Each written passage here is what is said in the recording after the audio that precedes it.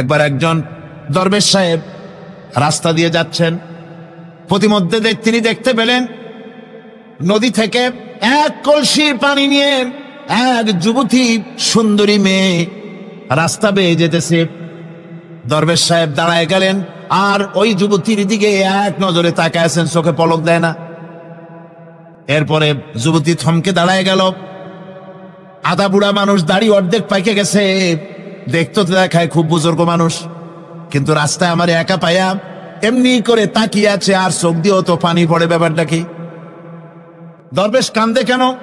প্রতিমধ্যে আমাকে একা পেয়ে দরবেশ কাঁদে কেন, তাকিয়ে আছে কেন?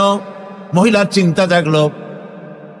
শেখ সাদি রহমতুল্লাহ আলাইহি ঘটনা লিখেছেন, বাংলা কবিতার অনুবাদ করেছেন। একদা সুখদায়ক প্রমোদা বদন, দর্শন করি মম ঝরিল নয়ন। হেসে কহে সেরূপসী সবিস্ময় মন, কহ দেখি মহাশয় কহ কি কারণ। বিষয়ে বিরাগী তুমি ভুবনে প্রচার, কি হেতু জন্মিল তব মানস বিকার। যুবতী মেয়েটি বলছে, ওগো দরবেশ সাহেব, হুজুর সাহেব, আমি একটা যুবতী মেয়ে লোক, রাস্তায় আমাকে একা পেয়ে আপনি আমার দিকে তাকায় আছেন আর কাঁদতেছেন। এই বৃদ্ধ বয়সে ভীমরতি হলে কেন? আমাকে দেখে কাঁদেন কেন আর এক নজরে কেন তাকায়ছেন? কারণটা কি? কি কুমতলব আছে? দরবেশ সাহেব বলছেন, হেসে কহিলাম বালে করহ শ্রবণ, নেত্র ঝরে তবু হেতু ভেব না এমন।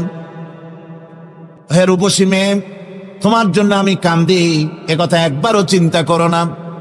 যে শিল্পী রচিল ওই সুধাংশু বদন, তাহার তরে ঝরে নেত্র নয়নে জীবন। তোমার প্রেম পাওয়ার জন্যে তোমাকে দেখে লোবাতুর এবং কামুক হয়ে তোমার দিকে তাকায় কান্দি, একবারও ভেব না। আল্লাহর কসম আমি কাঁদতেছি, তোমার এত সুন্দর স্বাস্থ্য আর চেহারা যে আল্লাহ রাব্বুল আলামিন বানায় দিলেন, না জানি সেই আল্লাহ কত সুন্দর। যার সৃষ্টি এত সুন্দর সে আল্লাহ রাব্বুল আলামিন না জানি কত সুন্দর।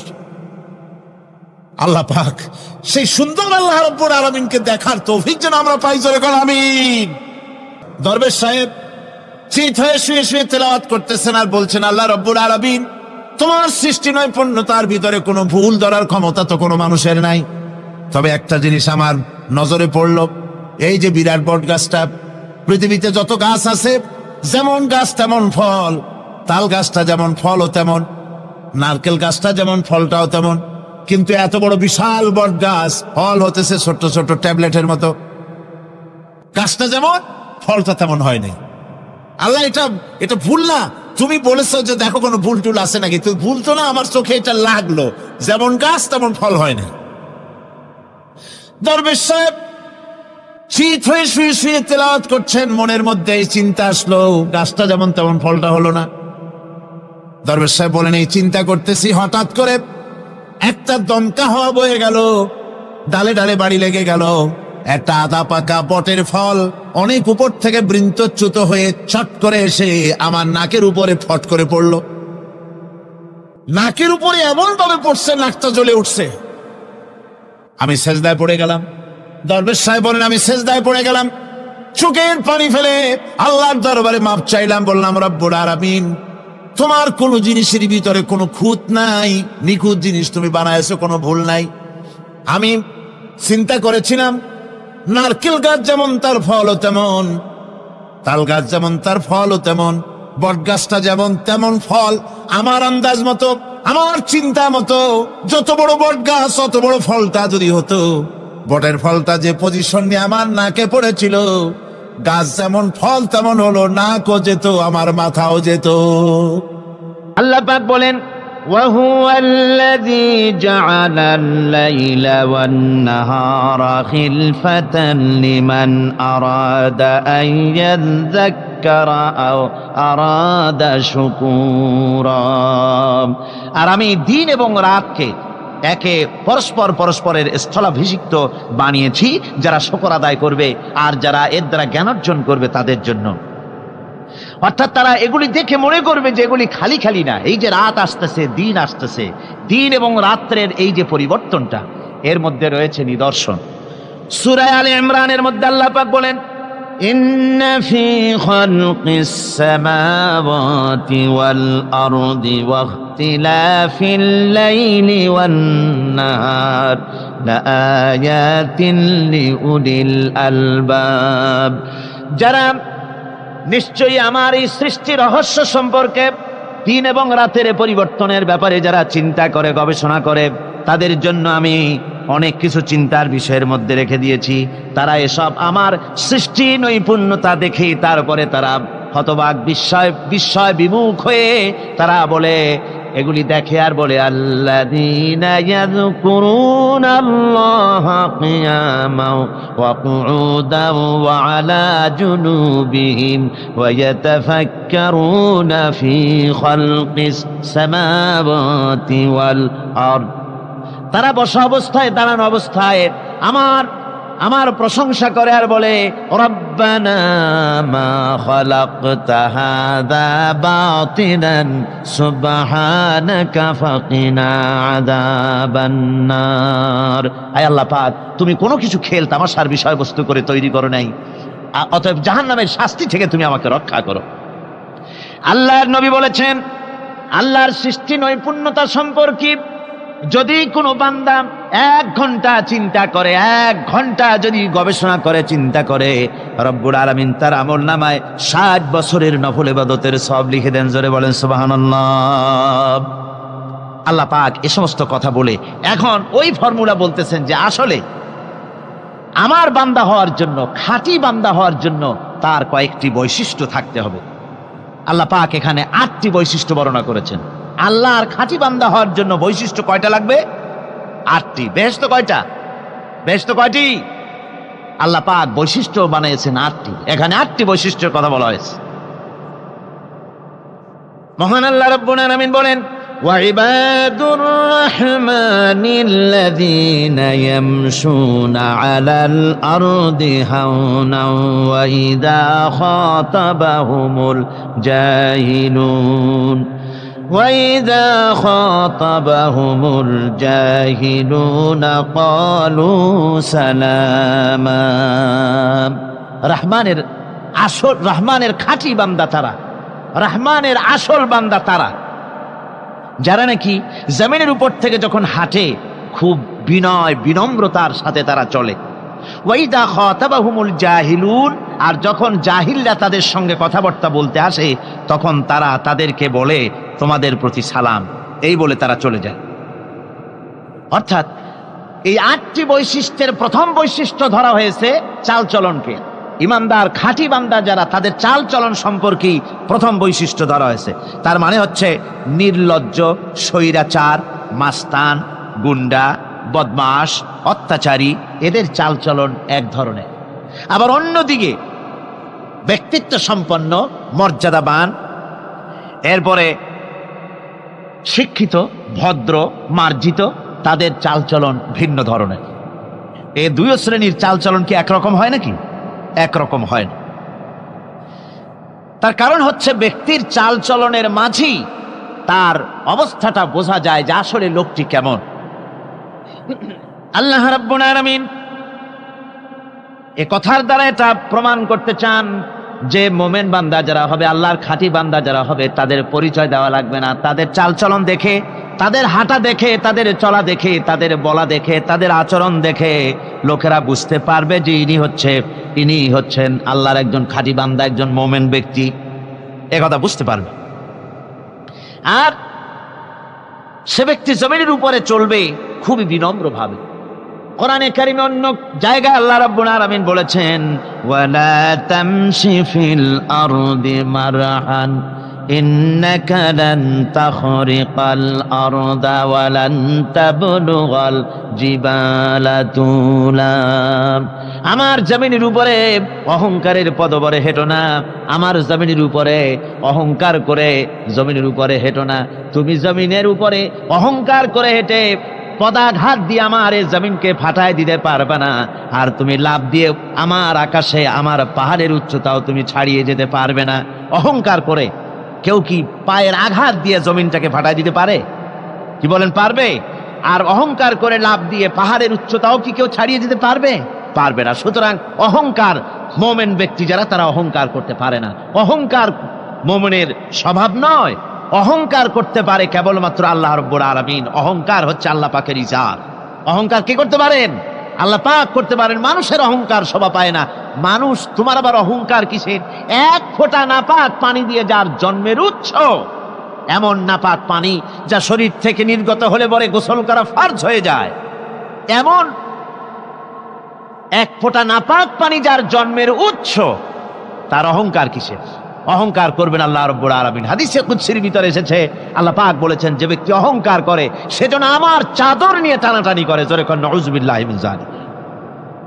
সুতরাং মুমিন বান্দা যিনি হবেন, আল্লাহর খাঁটি বান্দা, রহমানের খাঁটি বান্দা, সে ব্যক্তি কখনো জমিনের উপর অহংকারের সাথে চলাফেরা করবে না, বরং তার চাল চলন হবে অত্যন্ত বিনম্র। আর কি? আর হলো জাহিলদের সঙ্গে সে কোনো বিতর্কে লিপ্ত হবে না। জাহিলরা গালাগালি দেবে, গালাগালির জবাবে সে গালাগালি দেবে না। জাহিলরা অত্যাচার করবে, অত্যাচারের জবাবে সে অত্যাচার করবে না, বরং তাদেরকে দেখলে, তারা অত্যাচার করতে আসলে, তারা গালাগালি দিলে তাদের জবাবে ইদফা বিল্লাতি হি আহসান, তাদের জবাবে তাদেরকে সালাম দিয়ে সেখান থেকে তারা কেটে পড়বে।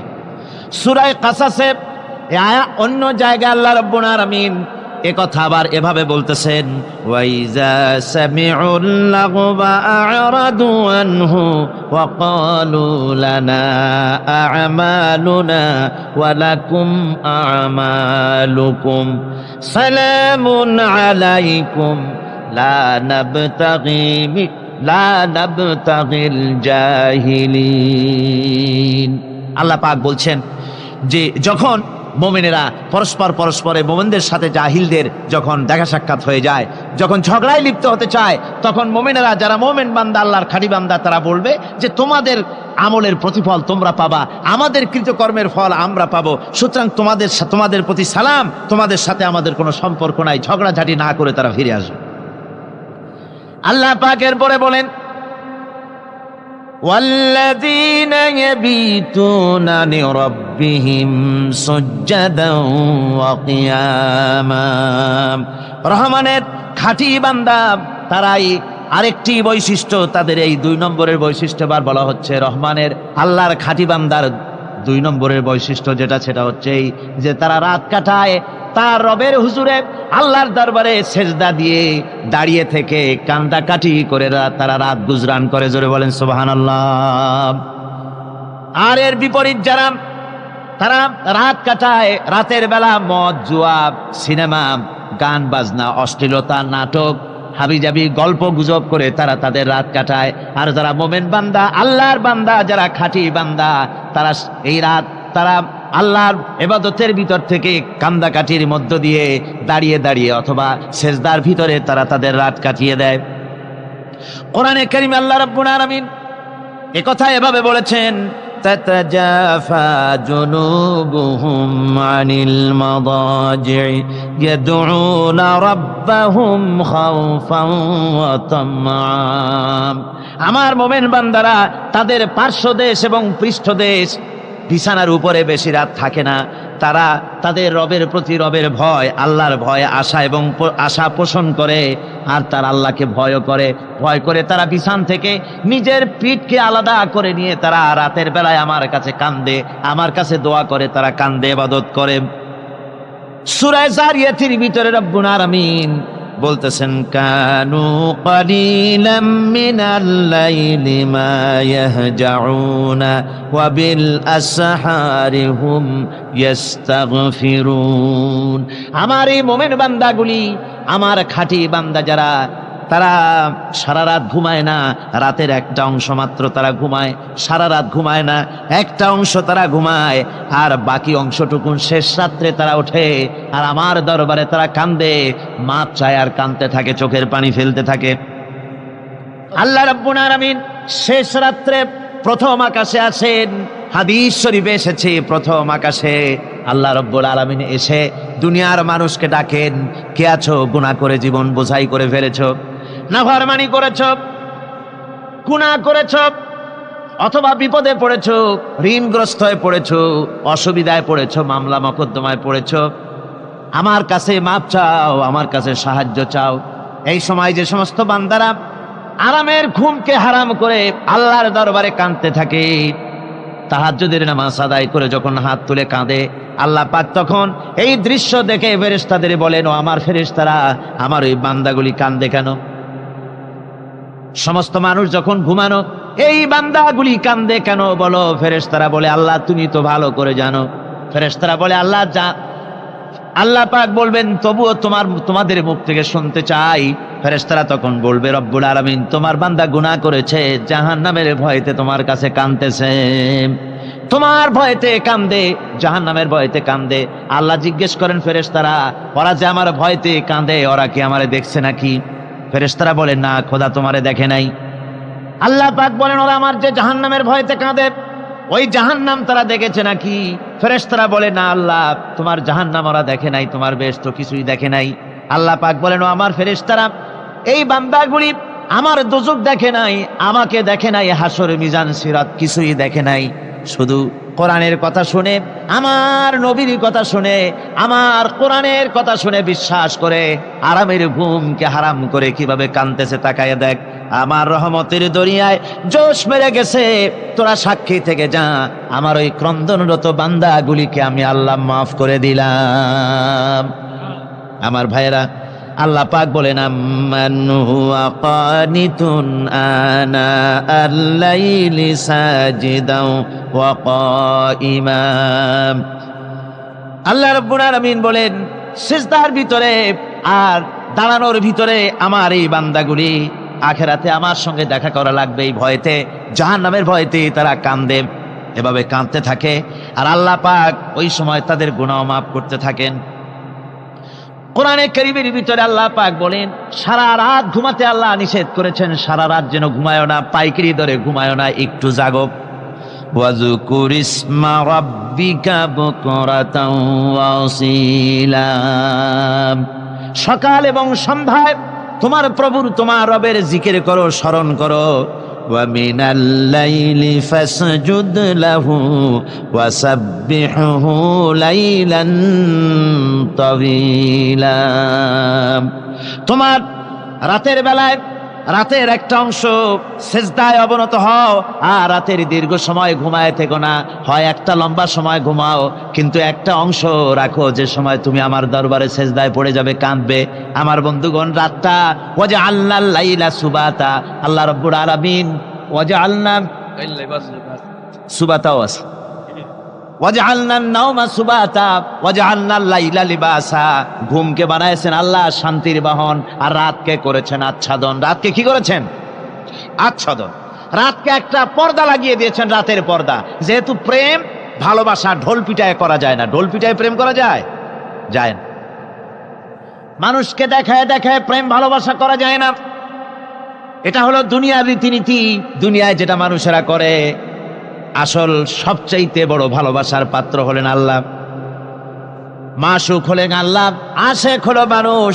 আশেক এবং মাশুকের ভিতরে প্রেম বিনিময় হবে, ভালোবাসার আদান প্রদান হবে, কথোপকথন হবে। এজন্য দিনের কোলাহলপূর্ণ অবস্থায় তা হয় না বলে রব্বুল আলামিন বলেন, আমি তোমাদের জন্য রাতকে একটা আচ্ছাতে।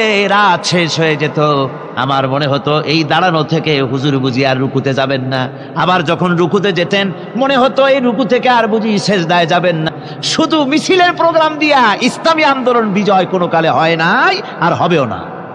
এজন্য আন্দোলন যারা করে তাদেরকে গভীর রাত্রে উঠতে হয়, নফল রোজা রাখতে হয়, আর গভীর রাত্রে তেলাওয়াত করতে হয়, কাঁদতে হয় আল্লাহর কাছে। তা না হলে আন্দোলনের বিজয় হওয়া সম্ভব নয়। আমার বন্ধুগণ, আমরা জেনেছি ইতিহাসে আছে সাহাবায়ে কেরামদের সঙ্গে রোমকদের লড়াই হতেছে।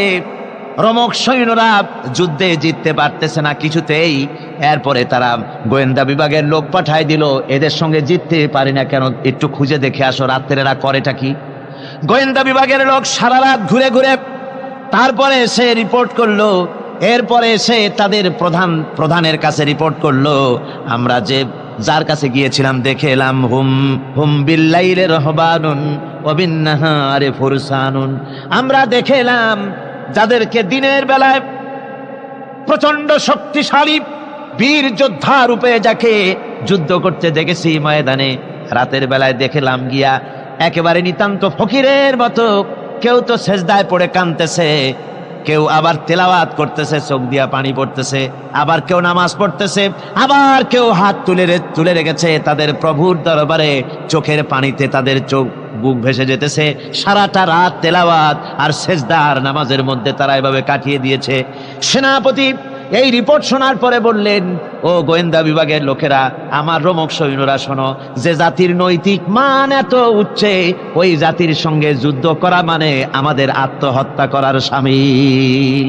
এদের সাথে কিছুতেই আমাদের পক্ষে পারা সম্ভব না। হ্যাঁ, এদের সাথে পারা যাবে যদি এই সম্পর্ক নষ্ট করে দেওয়া যায়। আল্লাহর সাথে তাদের এই গভীর সম্পর্ক যেটা আছে, এই সম্পর্ক নষ্ট করে দিতে হবে, তাহলেই কেবলমাত্র সম্ভব হবে। এদের নৈতিক চরিত্র ধ্বংস করার জন্য প্রচেষ্টা চালাও, তাহলে হয়তো আমরা কামিয়াব হতে পারবো।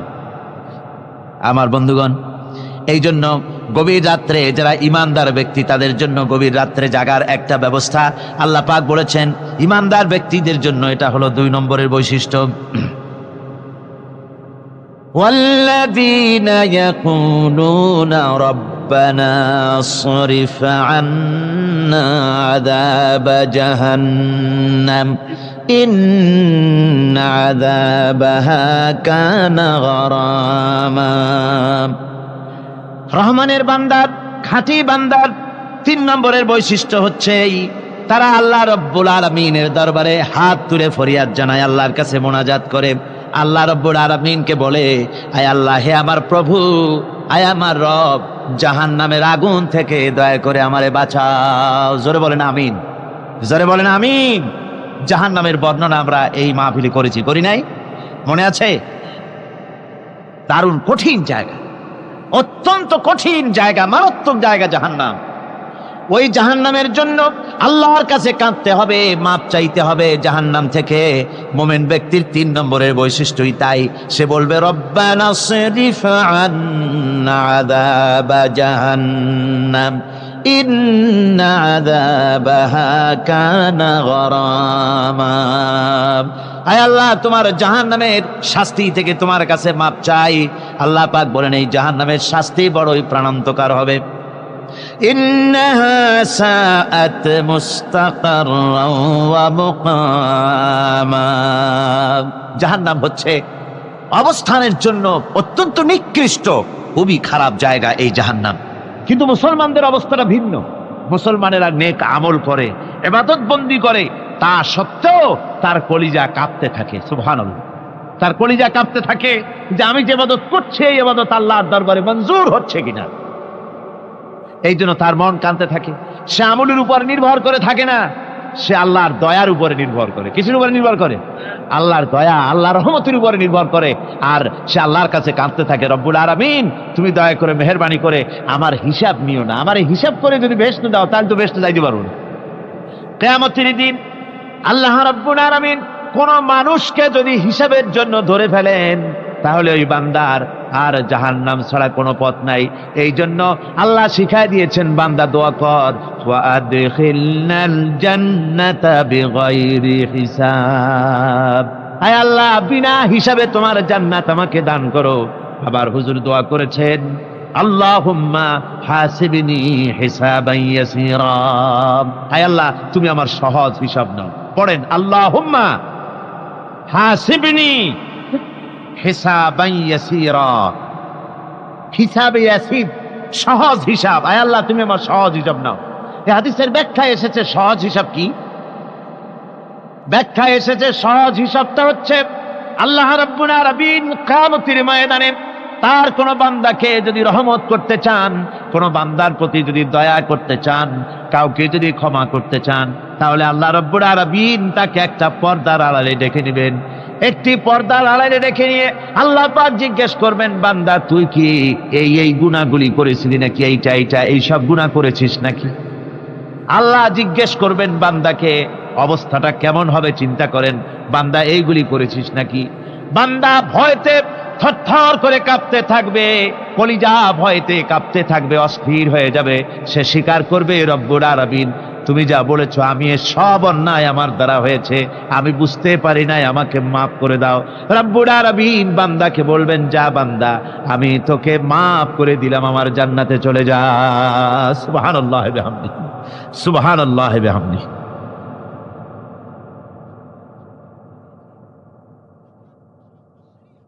সুতরাং জাহান্নামের শাস্তি থেকে সব সময়ের জন্য আল্লাহর কাছে মাপ চাইতে হবে। والذين إذا أنفقوا لم يسرفوا ولم يقتروا وكان بين ذلك قواما। রহমানের প্রকৃত খাঁটি বান্দা তারা, যারা নাকি যখন খরচ করে খরচের সময় বেহুদা খরচ করে না, আবার খরচের ভিতরে কার্পণ্যতাও তারা করে না।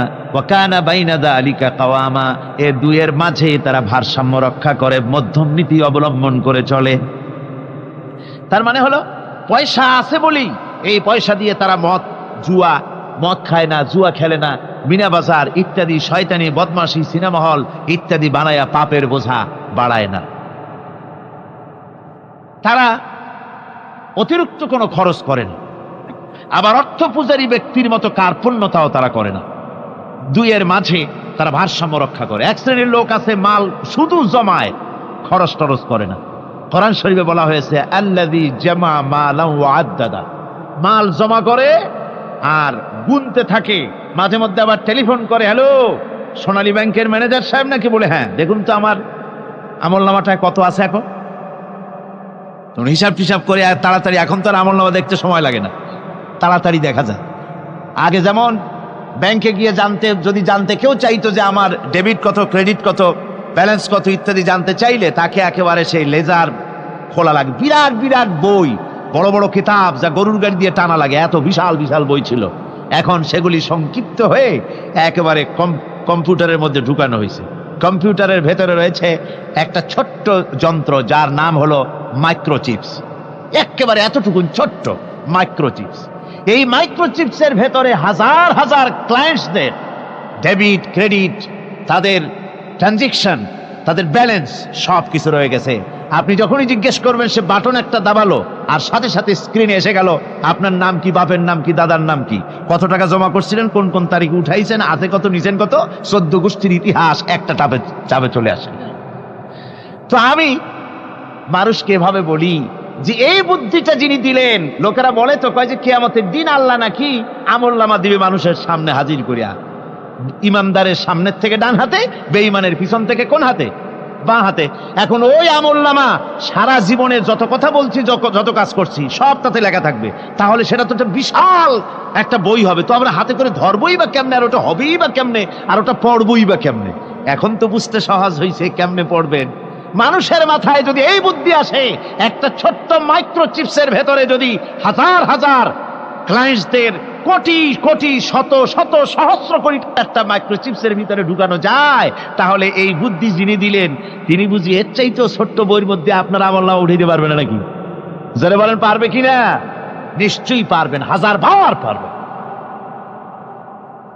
বন্ধুগণ, সুতরাং এরা মাল জমা করে আর গোনে, জিজ্ঞেস করে ম্যানেজার সাহেব কত হয়েছে, বলে যে এত লক্ষ এত, তখন আবার চিন্তা হয় যে আরো কত টাকা জমাইতে পারলে কোটি হয়, তারপরে আরো 200 কোটি হয়, এভাবে তারা জমাইতে থাকে, খরচ করে না।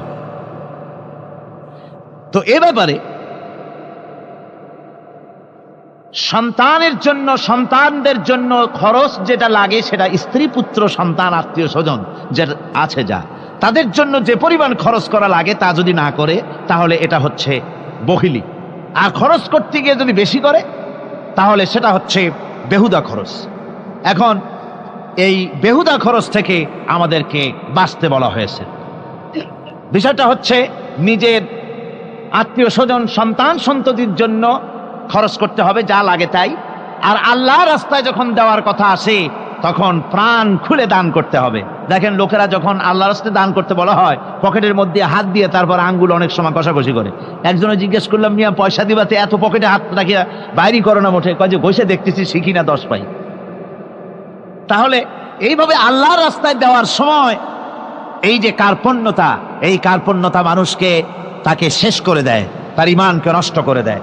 আর পয়সা আছে বলে বেশি খরচ করতে হবে, যেমন বিবাহে লোকেরা খরচ করে আমাদের দেশে। কোরবানি করতে গিয়ে খরচ করে। হ্যাঁ, কোরবানি করবেন, আপনি ভালো একটা কোরবানি করবেন, আপনার পয়সা যেমন আছেন তেমন, কিন্তু 50,000 টাকা দাম দিয়ে একটা গরু কিনা সেই গরুর গলায় মালা দিয়া এরপরে সারা শহরে প্রদর্শনী করতে হবে, এর কোনো যুক্তি নাই। আছে কোনো যুক্তি? যদি তা হয় তাহলে ওই গরু যিনি কেনেন তারও গলায় মালায় দিয়া দুজনে একসাথেই ঘুরানো দরকার, বুঝলেন? আমার বন্ধুগণ, আপনি কোরবানি করবেন, কোরবানি আপনার 10,000 টাকায় হয়ে যেতে পারে, 15,000 টাকায় হয়ে যেতে পারে। বাকি টাকাগুলি আল্লাহর রাস্তায় খয়রাত করে দেন। কত গরিব আত্মীয় আছে তাদের দিয়ে দেন। 50,000 টাকা দিয়ে বিরাট বাজারের সেরা গরু খরিদ করে কোরবানি দিচ্ছেন। অর্থটা কি? মানুষকে দেখাচ্ছেন আল্লাহর দরবারের গোশত যাবে না, চামড়া যাবে না, রক্ত যাবে না, যাবে আপনার নিয়ত। কি যাবে? নিয়ত। সুতরাং আল্লাহর রাস্তায় যখন খরচ করবেন, সেই খরচ করার ব্যাপারে তখনও নিয়তটা দেখতে হবে। হালাল পথে খরচ করতে গেলেও নিয়তটা দেখতে হবে, এবং তখনও বেহুদা খরচ করা যাবে না। বিবাহে যেভাবে খরচ আজকাল করে মানুষেরা, হুজুর সাল্লাল্লাহু আলাইহি ওয়াসাল্লাম বলেছেন যে বিবাহে যত খরচ কম সেই বিবাহ তত বরকতপূর্ণ। আর আমরা মনে করি বিবাহে যত বেশি খরচ বাড়ানো যায় ততই এটা বেশি শামদার হবে। উল্টা চিন্তা করছি। আল্লাহ রাব্বুল আলামিন এর পরে বলছেন, والذين لا يدعون مع الله إلها آخر ولا يقتلون النفس التي حرم الله إلا بالحق ولا يزنون ومن يفعل ذلك يلقى أثاما। আর রহমানের খাঁটি বান্দা যারা, তাদের 5 নম্বরের বৈশিষ্ট্য হচ্ছে এই যে তারা আল্লাহর সাথে, আল্লাহকে বাদ দিয়ে অন্য কাউকে ইলাহা বলে, মাবুদ বলে ডাকে না। এ ব্যাপারেও ব্যাখ্যা আমরা এই মাহফিলে দিয়েছি, মনে আছেন আপনাদের? আল্লাহ ছাড়া অন্য কাউকে ইলাহা বলে ডাকা যাবে না। ওয়ালা ইয়াকতুলুনা আন-নাফসাল্লাতী হারামাল্লাহু ইল্লা বিল হক। আর আল্লাহ যে সমস্ত প্রাণকে, আর ওই লোকেরা যারা নাকি আল্লাহ ছাড়া, ইমান রহমানের বান্দা যারা, তারা একদিকে তো আল্লাহ ছাড়া অন্য কাউকে ডাকে না, মাবুদ বলে স্বীকার করে না, অন্যদিকে আল্লাহর হারাম করা প্রাণগুলিকে তারা ধ্বংস করে না। অর্থাৎ আল্লাহ যাদেরকে হত্যা করতে নিষেধ করেছেন, প্রাণীদেরকে হত্যা করতে, মানুষ হত্যা করতে নিষেধ করেছেন, আল্লাহর নিষেধ, আল্লাহ যেগুলি জায়েজ করেছেন সেগুলি বাদ দিয়ে হত্যা করা, এগুলি তারা করে না। ওয়ালা ইয়াজনুন, আর তারা জেনা ব্যভিচারেও লিপ্ত হয় না। এটা হচ্ছে যে এই সমস্ত লোকগুলি তারা গুনাহ থেকে মুক্ত থাকতে চেষ্টা করে। তারা আল্লাহ ছাড়া আর কাউকে রব বলে ডাকে না, ইলাহ বলে ডাকে না, মাবুদ বলে ডাকে না। হযরত ইবনে মাসউদ রাদিয়াল্লাহু তাআলা আনহু বলেছেন, তিনি রাসূল পাক সাল্লাল্লাহু আলাইহি ওয়াসাল্লামের কাছে জিজ্ঞেস করেছিলেন, হে রাসূল, সবচাইতে বড় গুনাহ কি? হুজুর বলেছেন সবচাইতে বড় গুনাহ 3টা। সবচেয়ে বড় গুনাহটা কয়টা? রাসূল পাক সাল্লাল্লাহু আলাইহি ওয়াসাল্লাম বলেছেন সবচাইতে বড় গুনাহ হচ্ছে 3টি। একটি হচ্ছে, তুমি যদি কাউকে আল্লাহর সমতুল্য প্রতিদ্বন্দ্বী বানিয়ে যদি তার কাছে কিছু চাও, তাহলে এটা সবচাইতে বড় গুনাহ। সন্তান দিতে পারেন আল্লাহ, তোমাকে রোগমুক্ত করতে পারেন আল্লাহ, আল্লাহ যা করতে পারেন এই সব বিষয়গুলি যদি মানুষের কাছে চাও, তাহলে তুমি আল্লাহর জায়গায় তাকে বসালে, এটা সবচাইতে বড় গুনাহ। আর 2 নম্বরের গুনাহ হচ্ছে, নিজের সন্তান তোমার খাবার খাবে, তোমার খাবারে সন্তান ভাগ বসাবে, এই ভয়তে সন্তানকে হত্যা করা, এটাও বিরাট পাপ। আর 3 নম্বরে হচ্ছে প্রতিবেশীর স্ত্রীর সঙ্গে জেনা করা, এটা হলো আরেকটি। মোট 3টি গুনাহ বলেছেন রাসূলুল্লাহ, সবচাইতে মারাত্মক গুনাহ। তার মধ্যে এই গুনাহগুলি তো আমাদের সমাজে চালু আছে। একদিকে সমাজের ভেতরে রয়েছে আল্লাহ ছাড়া মানুষের কাছে, মাজারের কাছে গিয়া, কবরের কাছে গিয়া, কবরওয়ালার কাছে চাওয়ার এই রেওয়াজ চালু আছে। এই রেওয়াজ কি চট্টগ্রামে কমেছে না বেড়েছে? কমেছে। জোরে কোন আলহামদুলিল্লাহ। কমে গিয়েছে, আগের তুলনায় বহুত কমেছে। যারা এই মাজারকে নিয়ে ব্যবসা করে, তারা অনেকে বলেছেন যে আমাদের ইনকাম আগে যা ছিল তার থেকে 4 আনায় নেমে গিয়েছে, 12 আনাই শেষ। জোরে কোন আলহামদুলিল্লাহ। জোরে বলেন আলহামদুলিল্লাহ। এই মাজার পূজা থেকে বাঁচতে হবে। 2 নম্বরে রয়েছে, সমাজের ভিতরে চালু আছে এই যে সন্তান হত্যা করা, এই হত্যা করার এক রেওয়াজ চালু আছে। এরপরে রয়েছে এমনে মানুষকে হত্যা করা। কলেজ ইউনিভার্সিটিতে যেভাবে মানুষ হত্যা করা হচ্ছে, এরা জানে না নিজের আদর্শকে প্রতিষ্ঠার জন্য আন্দাজ এবং অনুমানের উপরে ভিত্তি করে জেদ করে মানুষকে হত্যা করছে। কি বলেন, করে না? আল্লাহ রাব্বুল আলামিন বলেন, ومن يقتل مؤمنا متعمدا فجزاؤه جهنم উপহার দিতে জোরে বলেন সুবহানাল্লাহ। আজকে গোটা জাতির চিন্তা চেতনা ধারণার বহির্ভূত সেখান থেকে সন্তান আমরা পাচ্ছি। আজকে সেখানে ছেলে পাঠাচ্ছে বাপ, ছেলে পাঠাচ্ছে, ছেলে লেখাপড়া করে সেখান থেকে ভালোভাবে পাশ করে আসবে, চাকরি বাকরি করবে, মা বাপের সুখের কারণ হবে। কিন্তু দেখা যায় কিছুদিন পর সেখান থেকে চলে আসে সন্তান লাশ হয়ে বাপের ঘরে ফিরে এলো। কি শিক্ষা হচ্ছে?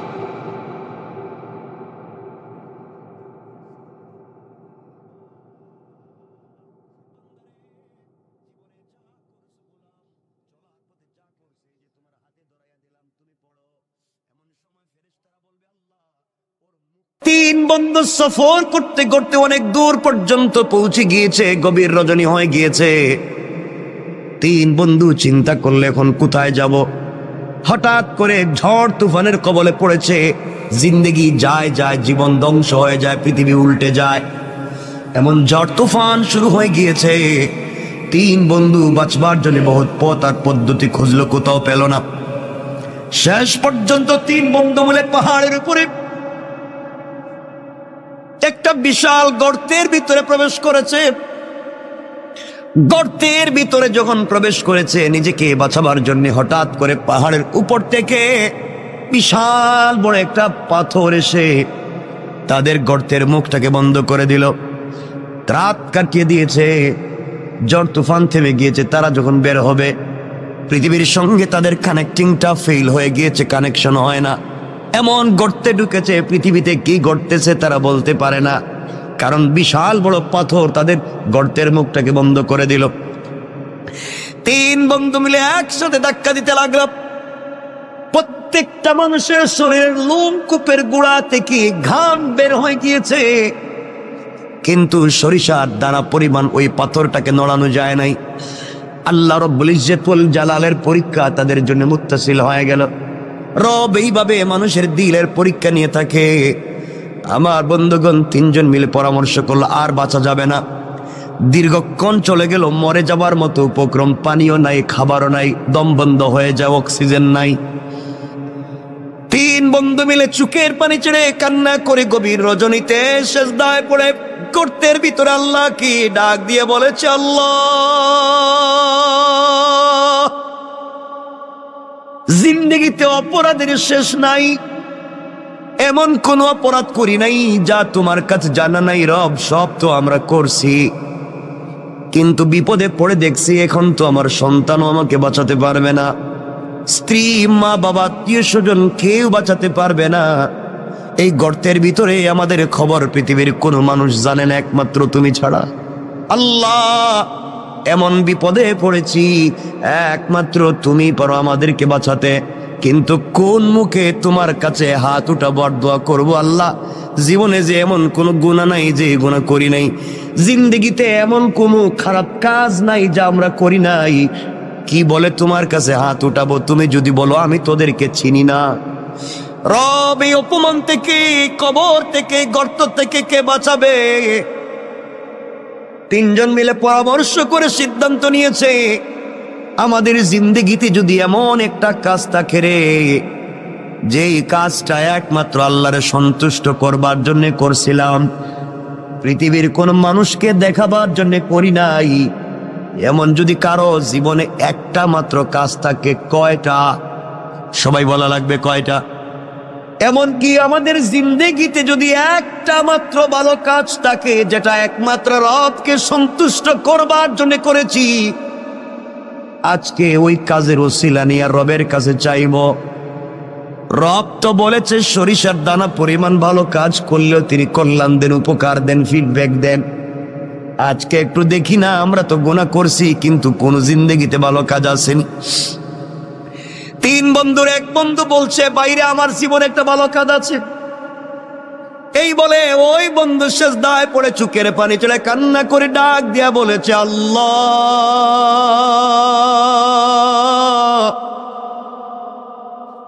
আমার জিন্দেগিতে একটা ভালো কাজের কথা আমার মনে পড়েছে। রব, আমার মন বলছে এই কাজটা একমাত্র তোমার জন্য আমি করছি, পৃথিবীর কেউ আমাকে বাধা দিতে পারবে না। আয় আল্লাহ, আমার চাচাতো বোন যাকে আমি প্রাপ্ত বয়স্ক হওয়া থেকে যার পিছনে লেগে আছি, যাকে একটা বার স্পর্শ করতে চাই, একটা বার আলিঙ্গন করতে চাই, আমি তার সঙ্গে জেনা করতে চাই, মেলামেশা করতে চাই, তার মতো সুন্দরী মেয়ে আর নাই। কিন্তু আল্লাহ, কোনোদিন তাকে আমার ভাগে নিয়ে আসতে পারলাম না, কোনোভাবে কথা বলে ফুসলাতে পারলাম না। আমার ওই চাচাতো বোনের বিয়ে হয়ে গিয়েছে। বিয়ে হয়ে যাওয়ার পরে, তার স্বামীর বাড়িতে যাওয়ার পরে কিছুদিন পরে তার কি একটা বিপদ হয়েছে, তার সন্তান একটা হয়েছে, কিন্তু আমার মাথা থেকে তার চিন্তা যায় নাই। আমি তখনও সুযোগ খুঁজছিলাম, বোনকে যদি কোনোভাবে পাই তার সঙ্গে জেনা করব। আল্লাহ, বোন আমার কাছে কিছু ঋণের জন্য আসছিল। আমি বলছি, বোন রে, তুই যখন আমার কাছে ঋণ চাইছ, যা চাইবে তাই দিব, ঋণ না একেবারেই দিব। বিনিময়ে তোমার কাছ থেকে আমি পার্সোনাল কিছু সময় চাই, পার্সোনাল টাইম চাই। তুমি কি আমাকে একাকিত্বে নির্জনে আমাকে সময় দিতে পারবা? আয় আল্লাহ তাআলা, আমার বোন দেখেছে এই পৃথিবীতে এই মুহূর্তে টাকা ছাড়া তার সন্তান বাঁচবে না, তার পরিবার চলবে না। সে টাকার জন্য রাজি হয়ে গিয়েছে, আমি তাকে টাকা দিয়ে দিয়েছি। আয় আল্লাহ, আমি নির্ধারিত সময় আর দিন বলে দিলাম। নির্ধারিত সময়ে যখন সে যে ঘর বলেছে, আমি ঘরে পৌঁছে গেলাম। আমি ঘরের ভিতরে গিয়ে দেখি আমার বোন চুকের পানি ছেড়ে ছেড়ে কান্না করে আল্লাহরে বলছে, আল্লাহ, পুরা জিন্দগি সতীত্বের হেফাজত করেছি, পুরা জিন্দগি নিজের চরিত্রের হেফাজত করেছি। আল্লাহ, আজ না আমি বড় বিপদগ্রস্ত।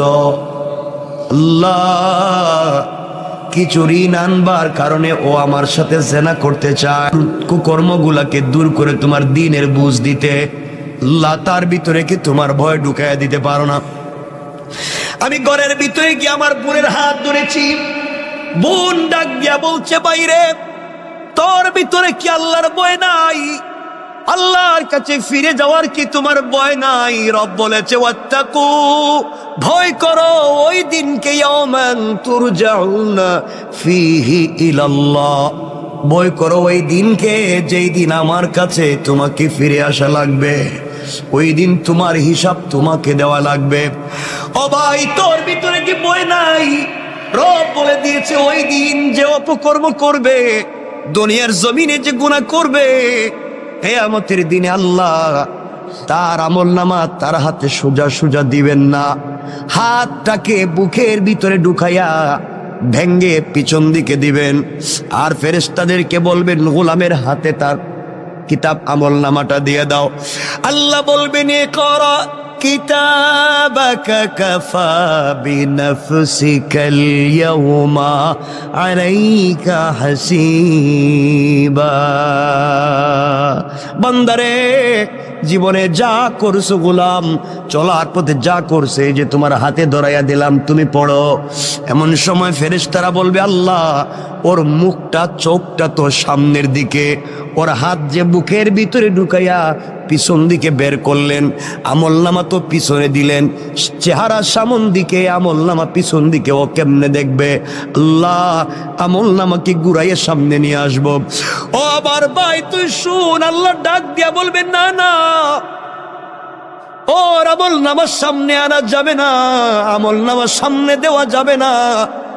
ফেরেশতারা বলবে, আল্লাহ, তাইলে আমলনামা পড়বে কেমনে? আল্লাহ বলবেন, শোনো ফেরেশতারা, ওর ঘাড়টারে মটকাইয়া দাও, ওর ঘাড়টারে মটকাইয়া পিছন দিকে করে দাও, চিৎকার করে যেন কানতে থাকে, চিৎকার করতে থাকে। ভাইরে, তোর হাতটা বুকের ভিতরে ঢুকাইয়া পিছন দিকে বের করা হবে, এরপরে তোমার ঘাড়কে মটকাইয়া দেওয়া হবে। এরপর আল্লাহ বলবেন, খুযূহু ফাগুল্লুহু সুম্মাল জাহিমা সাল্লু। ওরে ধরো রে, ভালো করে ধরো আর জাহান্নামের গরম শিকল দিয়া হাত পায়ে দড়ি লাগাও, অপমানিত গোলামের ন্যায় টেনে টেনে জাহান্নামে নিয়ে যাও। কেন রে ভাই তুই এই গুনার কাজ করে আমার সঙ্গে এত অপরাধ করবি? কেন রে ভাই তুই জাহান্নামের আগুনে জ্বলবি? ভাই তোর মনে কি আল্লাহর ভয় নাই? তোমার মনে কি জাহান্নামে যাওয়ার ভয় নাই? তোমার মনে কি আল্লাহর সামনে দাঁড়াবার ভয় নাই? তুমি কেমনে আমার সঙ্গে ওই নাফরমানি করবা?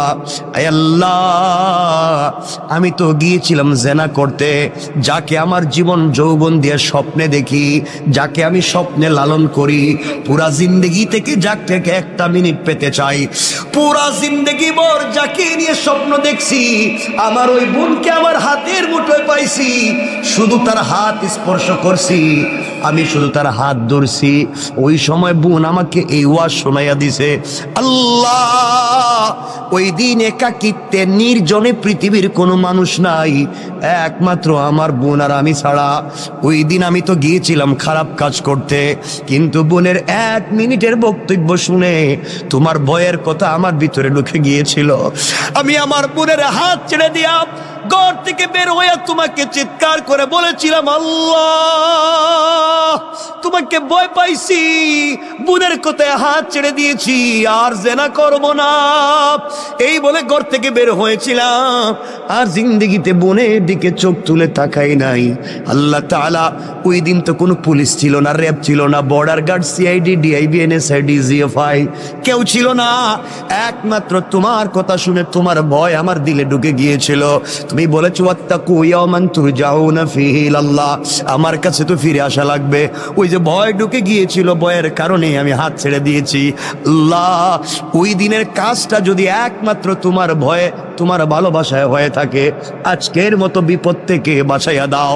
ওই গোলাম দোয়া করতে দেরি হয়েছে, ওই গর্তের উপর থেকে পাথরটা 3 ভাগের 1 ভাগ অটোমেটিক সরে গিয়েছে। আল্লাহু আকবার। চিন্তা করেন কি বলতে চাই। আল্লাহর গোলাম বুঝতে পেরেছে।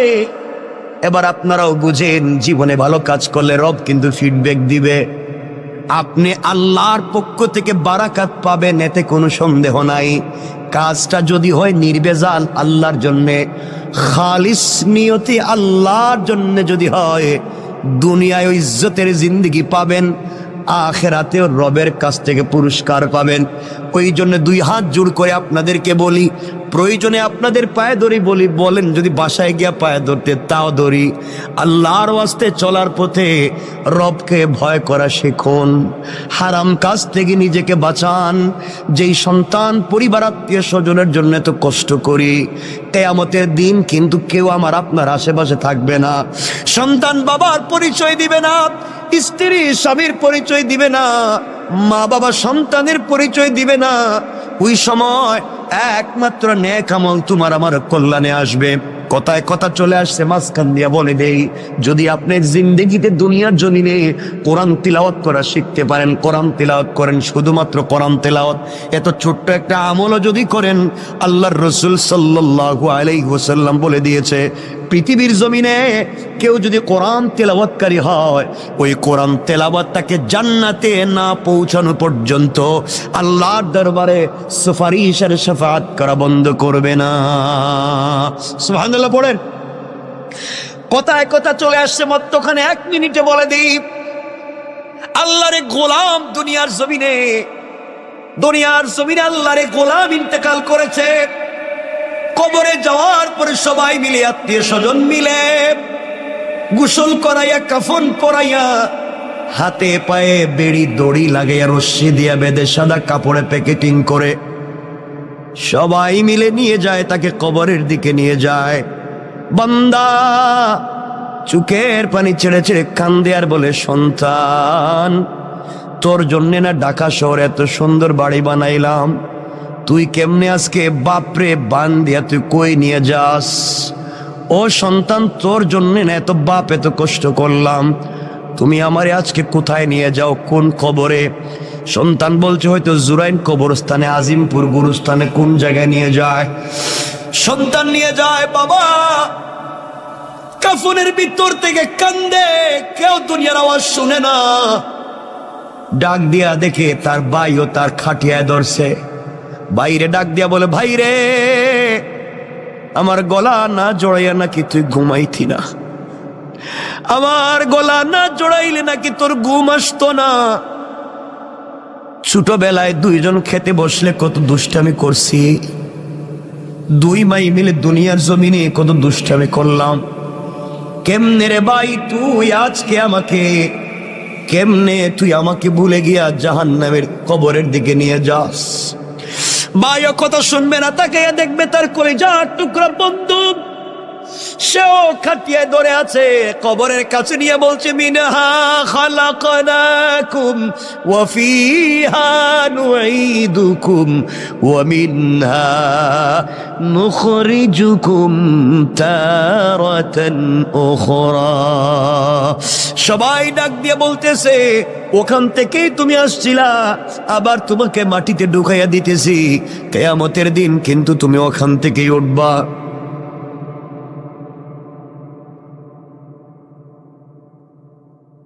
বন্ধু, কেউ তোমার কথা শুনবে না, আমার কথা শুনবে না। ওই সময় আল্লাহর গোলাম চিৎকার করে কান্না করে বলবে, ও গোলাম, আমার না ঘরে কত সুন্দর এয়ার কুলার, এয়ার কন্ডিশন ছিল, টাইলস ছিল, সিরামিক ছিল, তুই আমার কই রাইখা যাস? সবাই মিলে তোমাকে আমাকে কবরের ভিতরে শোয়াইয়া দিবে, মাটি উপর দিয়া দিয়া যখন সবাই চলে আসবে, আল্লাহরে গোলাম কবরের ভিতরে কাঁদতেছে। এমন সময় ফেরেশতারা এসে তাকে জিজ্ঞেস করছে, মার রব্বুকা, ও গোলাম বলো না তোমার রবকে। গোলাম তো ঠিক মতো উত্তর দিতে পারে না, কারণ দুনিয়ায় রবের পথে চলে নাই। দুনিয়ায় রব যেই পথের কথা বলছে গোলাম, ওই পথে গোলাম চলে নাই। আজ গোলামকে কবরের ভিতরে বলছে মার রব্বুকা, গোলাম জবাব দিতে পারে না।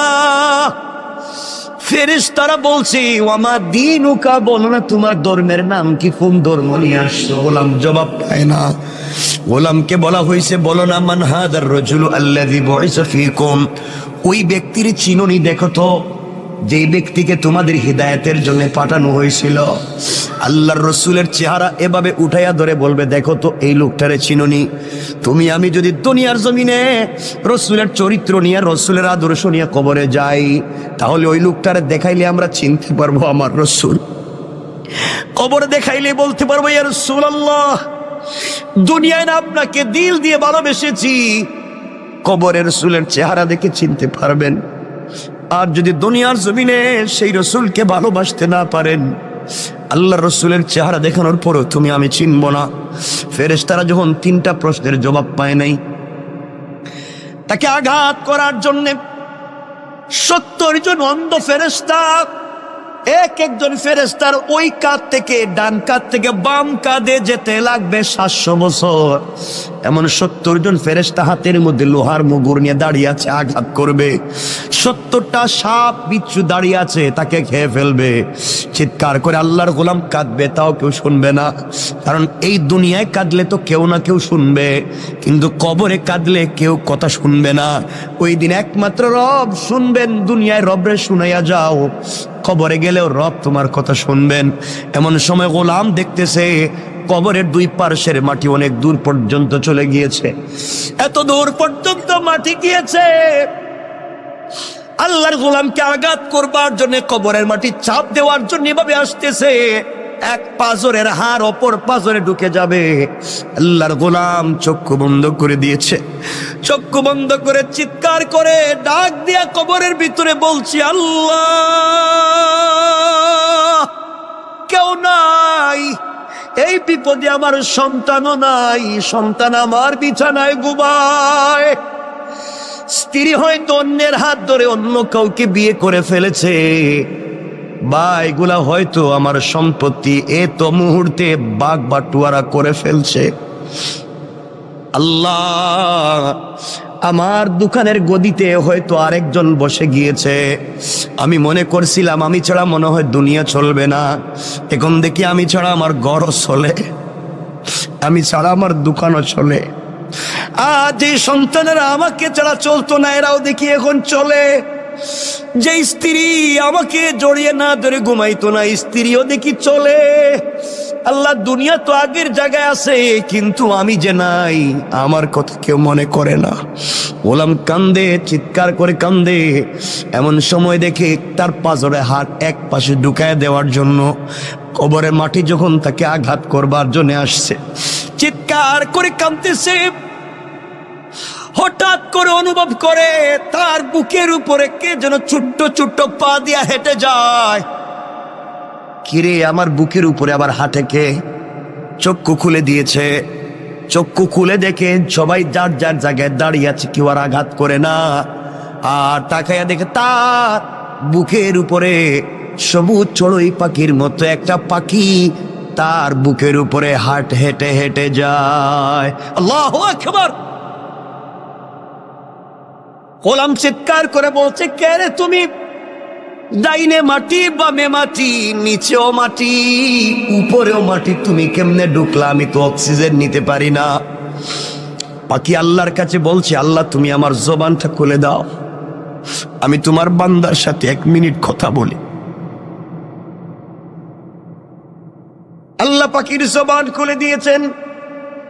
পাখি চিৎকার করে বলছে, আল্লাহর গোলাম, তুমি কাঁদবা না, তুমি আজকে টেনশন করবা না, তুমি অনেক কথার জবাব দিতে পারো নাই, কিন্তু আমি কি? আমি দুনিয়ার গাছের ডালে ডালে বসে সাধারণ পাখি না, আমি দুনিয়ায় বসবাস করার দুনিয়ার কোনো প্রাণী আর পাখি না।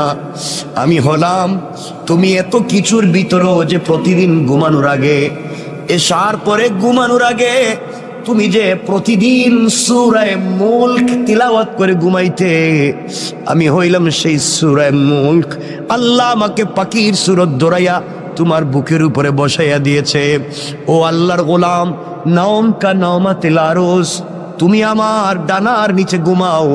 এই বলে ছোট্ট পাখিটা তার 2টা ডানা কবরের 2 পারে ধাক্কা দিয়ে রেখে দিয়ে বলছে, ঘুমাও। বান্দা বলছে, পাখিরে, তোর পাতলা হালকা 2টা ডানা দিয়া কি কবরের মাটিরে আটকায় রাখতে পারবে? পাখি বলতেছে, ঘুমাও।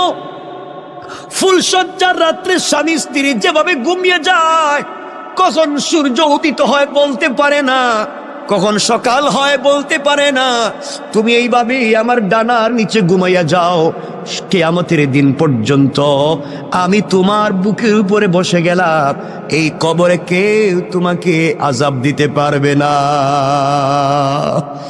আল্লাহর গোলাম, তাও তোমাকে বলে দিলাম, আমি তো সূরা মুলক তোমাকে জানাইয়া দিলাম, কবরেও তোমাকে হেফাজত করব, পুল সেরাতেও করব, মিজানেও করব, যতক্ষণ পর্যন্ত সুপারিশ করে শাফাআত করে আল্লাহর জান্নাতে তোমাকে না পৌঁছাবো, ততক্ষণ পর্যন্ত আমি সূরা মুলকের সুপারিশ তোমার পক্ষ থেকে আল্লাহর দরবারে আমি বন্ধ করব না। আল্লাহু আকবার।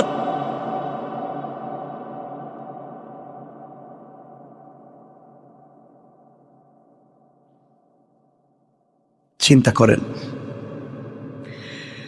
এই জন্য আল্লাহর গোলাম কথা লম্বা করতে চাই না, শুধু এতটুকুন বুঝাতে চাই, কার অহমিকায় পড়েছ? দুনিয়া তোমারে কেমনে এত পাগল করছে? দুনিয়া তোমার এত পাগল কেমনে করছে? গোলাম, সব না সৌন্দর্য এখানেই থাকবে। তুমি তোমার বেডরুমটারে কত সুন্দর করলা, কয়েকটা দিন থাকবা, হয়তো ঘর থেকে বের হলে আর ফিরেও না আসতে পারো, কিন্তু অনন্তকাল যেই কবরে থাকবা, ওই কবরকে তুমি সুন্দর করলা না। আল্লাহর গোলাম, ওই আল্লাহর গোলাম যখন কান্না করছে, কবর 3 ভাগের 1 ভাগ, গর্তের ভিতর থেকে পাথর 3 ভাগের 1 ভাগ সরে গিয়েছে। আর একজন গোলাম সেজদায় পড়ে ডাক দিয়া বলছে, আল্লাহ, আমিও তো 3 বন্ধুর একজন, আমার জীবনে কোনো নেক আমল নাই, আমার জীবনে কোনো ভালো কাজ নাই, ভালো করে জানি। জীবনে যত আকাম ছিল, কুকর্ম ছিল, এমন কোন জিনিস নাই যা করি নাই, কিন্তু আল্লাহ, আজ আমার মনে পড়ছে আমি একটা ভালো কাজ করছি। আজ আমার মনে পড়েছি আমার জিন্দেগিতে একটা ভালো কাজ আছে, এই কাজটা শুধু তোমাকে সন্তুষ্ট করবার জন্য আমি করছিলাম। দুনিয়ার কোনো মানুষকে দেখাবার জন্য আমি করি নাই। আল্লাহ, আমার ঘরে একজন কর্মচারী ছিল। ওই কর্মচারী কোনো একটা কারণে তার বেতন না নিয়ে আমার কাছ থেকে চলে যায়। আমি তারে অনেক খোঁজাখুঁজি করে পাই না। কর্মচারীর বেতন দেব, খুঁজতে খুঁজতে আমি তারে পাই না, কোথায় গেল নাই নাই। আমি কি করলাম, তার ওই বেতনের পয়সা দিয়া একটা বকরি কিনলাম। আমি একটা বকরি কিনলাম, ওই বকরিরে বড় করলাম। বকরির থেকে অনেক বাচ্চা হলো, বিশাল বড় একটা বাগান হয়ে গেল। বাচ্চা বকরি, আর বকরির অভাব নাই। আয় আল্লাহ, শত শত বকরির পাল হয়ে গেল। দীর্ঘ 15-20 বৎসর পরে আমার ওই কর্মচারী দেখি আমার বাড়িতে হাজির। আমাকে ডাক দিয়া বলছে, মালিক, অমুক দিন অমুক তারিখেও আপনার বাড়িতে আমি কর্মচারী ছিলাম, আমার নাম যে এই নাম। আমি কিন্তু চলে গিয়েছিলাম একটা কারণে। আমি আজ আপনার কাছে ফিরে এসেছি, কাজের জন্য আসি নাই। ওই যে আপনার বাড়িতে কাজ করছিলাম, ওই সময় যে পয়সা পাই, আমারে আপনি ওই পয়সাটা দিয়ে দেন, আমি চলে যাই। আল্লাহ, ওই সময় আমি ওই গোলামটারে ধরলাম হাতে, আস্তে আস্তে করে মাঠে নিয়ে গেলাম। মাঠে নিয়ে গিয়া বলছি, আমার কর্মচারী রে, তুমি আমার কাছে পয়সা পাও, এই জন্যে তুমি আমার কাছে এসেছো। এই যে মাঠে যত হাজার হাজার শত শত বকরি দেখো, সবগুলা তোমার, সবগুলা তুমি নিয়ে যাও। আমার কর্মচারী আমার দিকে তাকায় টিটকারি করে আর বলছে, মালিক, আমি একজন কর্মচারী বলে কি আপনি আমার সঙ্গে দুষ্টামি করলেন? আমি আপনার দুষ্টামির জন্য আসি নাই। আমার তো হাজার হাজার লাখ টাকার বকরির দরকার নাই। আমি আপনার কাছে যেই টাকা পাই ওটা দিয়ে দিলেই তো আমি চলে যাব, এত কিছুর দরকার নাই। আল্লাহ, ওই দিন আমি বলেছিলাম, কর্মচারী রে, তুই যে আমার কাছে যেই পয়সা পাস, ওই টাকা দিয়ে আমি একটা বকরি কিনছিলাম। ওই বকরি কিনে বাচ্চা দিতে দিতে দিতে দিতে তো হাজার হাজার হয়েছে। এই জন্য একটাও আমার না। এতদিন আমি ছিলাম আমানতদার, তোর এগুলার দেখাশোনা করছি, তোর জিনিসরা আমি দেখাশোনা করে রাখছি। জানি না ঠিক মতো আমানত রক্ষা করতে পারছি কিনা, তোমার সম্পদের আমানত রক্ষা করতে পারলাম কিনা। মালিক তার কর্মচারীরে বলতেছে, আর আমরা কর্মচারীর সঙ্গে যেই ব্যবহার করি, মনে রাখবেন আজকে সে কর্মচারী, কাল হয়তো আখেরাতে সে মালিক হয়ে যাবে। আপনি গোলামের মতো তার পিছনে ঘুরবেন। তার দিলে যদি কষ্ট দেন, কোনোভাবে যদি সে কষ্ট পায়, কিয়ামতের দিন বুঝবেন কর্মচারীর আপনার কি প্রয়োজন, ওই দিন বুঝবেন। এই জন্য আল্লাহর ওয়াস্তে, আল্লাহ যাদেরকে পয়সার মালিক বানাইছেন, কর্মচারীর সঙ্গে খারাপ আচরণ করবেন না, খারাপ ব্যবহার করবেন না। আমার বন্ধুগণ, ওই দিন বুঝবেন আমার কথাটার কত দাম ছিল, কত লৌড ছিল। আল্লাহর গোলামের কথা শুনে কর্মচারী সিজদায় পড়ে ডাক দিয়া বলেছে, আল্লাহ, যেই মালিক কর্মচারীর পয়সার আমানত রক্ষা করার জন্য এত বড় বড় বড় বিজনেস বানাইছে, বকরির পাল বানাইছে, আল্লাহ, আমার ওই মালিক রে দুনিয়ায় ইজ্জতের জিন্দেগি দিও, ইন্তেকালের পরে জান্নাতুল ফিরদাউস দিও। আল্লাহু আকবার। আয় আল্লাহ, ওই দিন যে হাসি মুখে আমি আমার কর্মচারীর কাছে যে সম্পদগুলা তাকে ফিরাইয়া দিলাম, তার ওই টাকা দিয়া যে এত কিছু বানাইলাম, আমি চাইলে ওই সময় তাকে যে টাকা সে পায়, 500 দিনার 100 দিনার দিরহাম পায়, ওটা দিয়ে দিলেই সে খুশি হয়ে যাইতো। কিন্তু এতদিন পরে আসছে, আমি তারে একটা বকরি দিলেই সে খুশি হয়ে যাইতো। আমি তারা যে হাজার হাজার বকরি দিয়ে দিলাম, এই যে একমাত্র আমানত রক্ষা করার জন্যে। আমানত রক্ষা করলাম, এই যে তোমাকে ভালোবেসে তোমার ভয়ে আমি ওই কাজ করলাম। আল্লাহ, ওই দিনের কাজ যদি তোমার কাছে পছন্দ হয়, আজ কি তুমি আমাদেরকে বিপদ থেকে বাঁচাতে পারো না? তুমি না বলছো ভালো কাজ করে দোয়া চাও, কল্যাণের কাজ করে কল্যাণের উসিলা নিয়ে দোয়া চাও। আয় আল্লাহ, এই ভালো কাজের কথা স্মরণ করে তোমার কাছে হাত উঠে দোয়া চাইলাম। বলো না, তুমি কি আমাদেরকে ক্ষমা করে দিবা না, বাঁচাবা না? আল্লাহর গোলাম ওইভাবে কান্না করে দোয়া করতে দেরি হয়েছে, তাদের মাথার উপর থেকে ওই পাথরের 3/2 সরে গিয়েছে। আল্লাহু আকবার, 2 ভাগ সরে গিয়েছে।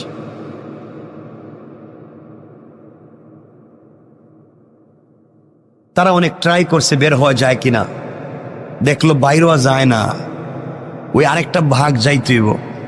2 জন বন্ধু যখন আল্লাহর কাছে দোয়া করছে, আল্লাহ তাআলা তাদেরকে বাঁচাইয়া দিয়েছেন। 3/2 ভাগ পাথরটা গর্তের মুখ থেকে সরে গিয়েছে, আরেক ভাগ গেলেই তারা বাইর হইতে পারে। এখন তো 2 জন দোয়া করছে, এখন আরেকজন চিন্তা করছে আমার জীবনে তো কোনো ভালো কাজ নাই, আমি তো বইলে কিন্তু লাভ হবে না। 2 বন্ধু মিলছে, দোস্ত তুইও কিছু কর, তা আমার জীবনে তো কোনো ভালো কাজ নাই, জানি আমি তো তোদের চাইতেও খারাপ। না, মনে কর তোর কোনো ভালো কাজ আসেনি জীবনে, মনে করে দেখ, থাকলে একটু ক আল্লাহরে, আজকে বাস্তবতে নিলে মরা ছাড়া পথ নাই। এমন সময় গোলাম বলতেছে, ভাই আমারও তো একটা ভালো কাজের কথা মনে পড়ছে। সুবহানাল্লাহ বললেন, জোরে আওয়াজ করে পড়েন না সুবহান। আমার একটা ভালো কাজের কথা মনে পড়ছে, বল না তোর ভালো কাজটা কি। এই সময় 3 নম্বর বন্ধু চোখের পানি ছেড়ে ডাক দিয়া বলতেছে, আল্লাহ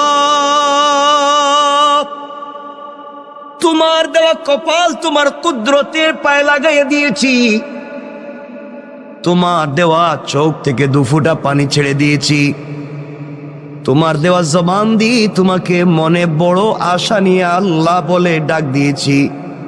তুমি বলছো তোমাকে ডাক দিলে দুনিয়ার সকল মানুষেরা যদি বন্ধ করে দেয় দরওয়াজা, তোমার দরওয়াজা বন্ধ হয় না। আল্লাহ তুমি বলেছ কোন মানুষ যদি অপরাধ করে, সন্তান যদি অপরাধ করে, মা বাবা হয়তো সন্তানকে ঘর থেকে তাড়াইয়া দেয়। গ্রামের কোন মানুষ যদি গ্রামে অপরাধ করে, গ্রাম মহল্লার মানুষ তাকে এলাকা ছাড়া করে দেয়। আল্লাহ কোন ছাত্র যদি ক্লাসে অপরাধ করে, টিচার তাকে ক্লাস থেকে বের করে দেয়। কোন মুরিদ যদি পীরের সঙ্গে অপরাধ করে, পীর তাকে খানকা থেকে বের করে দেয়। আয় আল্লাহ, এমনকি যেই মায়ের পেট থেকে বের হয়েছি সেই মাও তার সন্তানটাকে তাড়াইয়া দিতে পারে। আল্লাহ কোন নবী তার উম্মতকেও তো তাড়াইয়া দিতে পারে।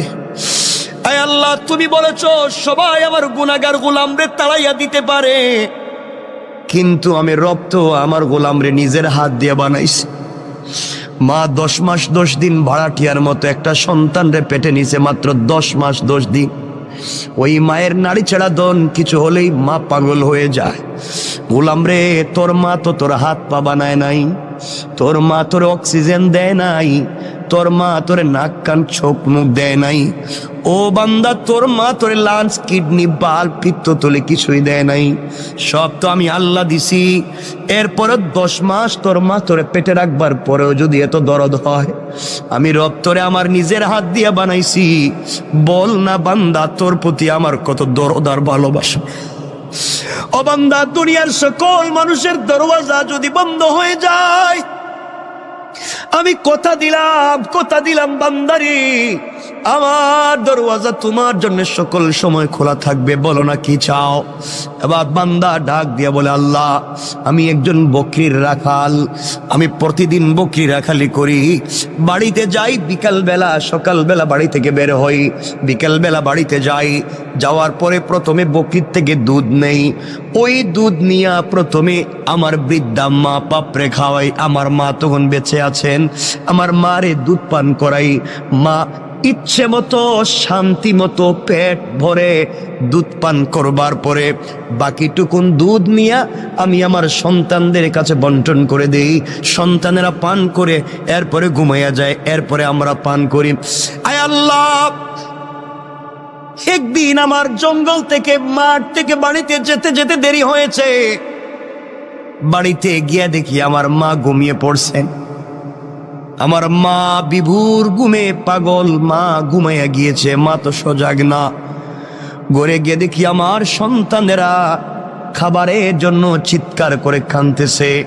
আমি যখন বকরির থেকে দুধ দোহন করি, সন্তানের লাইন ধরে গুল হয়ে আমার পাশে বসছে আর বলছে, আব্বা একটু দুধ দেও না, আর সহ্য হয় না, পেটে খিদে লাগছে, রাত্রে যে ঘুমাতে হবে, একটু দুধ দাও। আমি সন্তানের দিকে তাকাইয়াও দেখি নাই কে আমার কাছে দুধ চাইলো।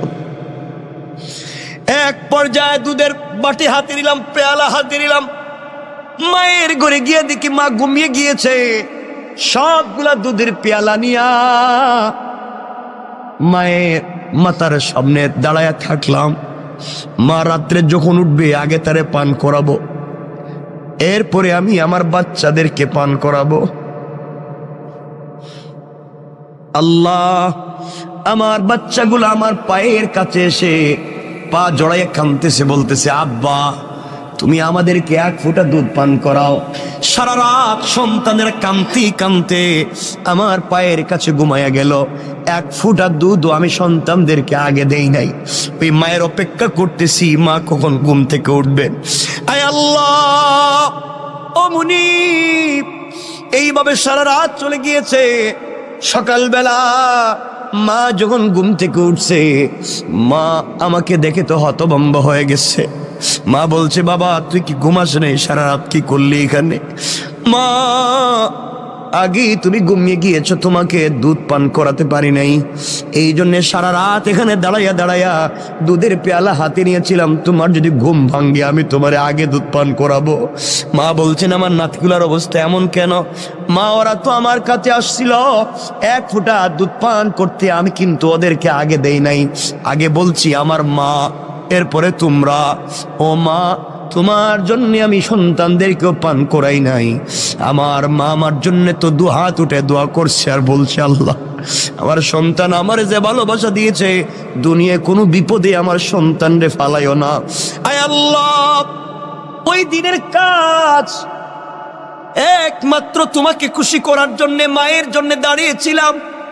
আয় আল্লাহ তাআলা, চাইলে আমি আমার সন্তানদেরকে দুধ পান করাইতে পারতাম, চাইলে আমিও পান করতে পারতাম, চাইলে আমার স্ত্রীরও পান করাইতে পারতাম। মা যখন উঠবে তখন দিব, মায়ের জন্য তো অপেক্ষা করা দরকার ছিল না। একমাত্র তোমাকে ভালোবেসে, তোমাকে মোহাব্বত করে, তোমাকে পাওয়ার জন্যে, তোমাকে খুশি করার জন্যে আমি যে কাজ করছি, এই কাজটা যদি ওই দিন তোমার কাছে পছন্দ হয়ে থাকে, আজকের বিপদ থেকে আমাদেরকে বাঁচাইয়া দাও ওসিলা নিলাম। বলতে দেরি হয়েছে, কসম কসম রব্বে পাকের জাতে, ওই গোলাম দোয়া করে বলতে দেরি হয়েছে, পুরাটা পাথর তাদের গর্তের মুখ থেকে সরে যাইতে 1 মিনিটও দেরি করে নাই। সুবহানাল্লাহ জুরে। আমার বন্ধুগণ, 3 বন্ধু বেঁচে গিয়েছেন। এই জন্যে কথাটা তো শুরু করছিলাম ওখানেই। জীবনে যদি সরিষার দানা পরিমাণও ভালো কাজ করেন, রব কিন্তু তোমাকে আমাকে এটা দিবে। আল্লাহ কোরআনে বলছেন, ফামাইয়ামাল মিসকালা যাররাতিন খায়রান ইয়ারা, সরিষার দানা পরিমাণ যদি ভালো কাজ করো, ওটারও কিন্তু বদলা দিব। ওয়া মাইয়ামাল মিসকালা যাররাতিন শাররান ইয়ারা, আর তোমরা যদি খারাপ কাজ করো সরিষার দানা পরিমাণ, তারও হিসাব দেওয়া লাগবে। এই জন্যে দুহাত জোড় করে যেই কথা শুরুতেই বলছিলাম, দরকার হলে পায়ে ধরে বললাম, আল্লাহর ওয়াস্তে চলার পথে ভুল তো করবো না, মানুষের হক মারবো না, আমানতের খেয়ানত করবো না, অন্যায় আচরণ করবো না, ছোট থেকে ছোট হলেও আল্লাহকে সন্তুষ্ট করার জন্য ভালো কাজ করব। রব বলে দিয়েছে, তুমি যদি আমাকেই পাওয়ার জন্য ভালো কাজ করো বান্দা, আমি কথা দিলাম তোমার এই ছোট্ট একটা আমলই তোমাকে জান্নাত পর্যন্ত নিয়ে যেতে পারে। পড়েন সুবহানাল্লাহ। আমার কথা কি আপনারা বুঝছেন এতক্ষণে? তাহলে এত আলোচনা করে যেটা বোঝাতে চাইলাম, এই পুরো 1 ঘন্টা কথা বলছি, একটা বিষয় বোঝাবার দিন, যে আমাকে আপনাকে ফিরে যাওয়া লাগবে আল্লাহর সামনে। সরিষার দানা পরিমাণ ভালো কাজ করলেও জবাব দিতে হবে, খারাপ কাজ করলেও জবাব দিতে হবে। সুতরাং আমরা কোনোভাবে অন্যের সম্পত্তি তো নিজে খাবো না, নিজের লিডার হলে কখনো পাবলিকরে ঠকাবো না, এবং নিজের সম্পত্তি বাঁচাবার জন্য, অন্যের সম্পত্তি ধ্বংস করবার জন্য রাষ্ট্রের কাছে কুপ্রস্তাব দিয়া কাউকে বিপদে ফেলবো বলেন ফেলবো? এটা হলো এতক্ষণের আলোচনার মূল মাকসাদ, আয়াতের মৌলিক ভাবার্থ। এতক্ষণ যদি কথা বুঝে থাকেন তো বলেন, রব একজন মানুষ ভালো কাজ করছে, তার উপকার দিচ্ছেন না দিচ্ছেন না? কথা তো অনেক মনে পড়ে, কিন্তু আমাদের সময় তো কমে যাইতেছে। কমে গেছে না? আপনাদের অসুবিধা হইতেছে নি? সময় যদিও আছে আমার হাতে কর্তৃপক্ষের দেওয়া, কিন্তু আপনাদের তো কষ্টের দিকে আমার খেয়াল রাখতে হয়। যেন কষ্ট হইতেছে কিনা বুঝতেছি না, হয় না? বেশি নিব না, যদিও লম্বা হয় আমি নিব না। কথা বলতে চাই, রব বলেছে উপকার করলে তিনি দিবেন কি দিবেন না? বলেন না, দিবেন। কতটা শোনেন। হাসান বসরি রহমতুল্লাহ আলাইহির মালফুজাত থেকে পাওয়া যায়, একবার